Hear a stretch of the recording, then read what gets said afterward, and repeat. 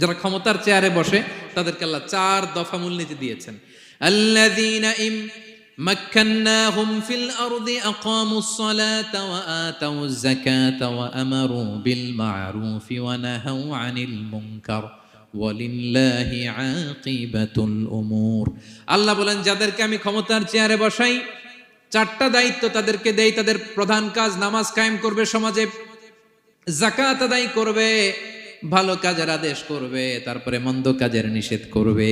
ক্ষমতার চেয়ার যারা পায় তাদের জন্য মূলনীতি এটা। তো এরা তো করে না, আমাদের কি করতে হবে, ঠিক কিনা? ভালো কাজের আদেশ করতে হবে, মন্দ কাজের নিষেধ করতে। বিষ্ণু ইসা ইসলাম বললেন, মান রাআ মিনকুম মুনকারা, চোখ দিয়ে যে সমাজে খারাপ দেখে, ফালিয়ুগাইয়িরহু বিয়াদি, সেজন্য হাত দিয়ে ঠেকিয়ে দেয়। হাত দিয়ে। ফাইন লাম ইয়াস্তাতি' ফাবিলিসানি, হাত দিয়ে না পারলে মুখ দিয়ে। কারণ আপনার অনেক সময় এরকম পরিস্থিতি নাও হতে পারে যে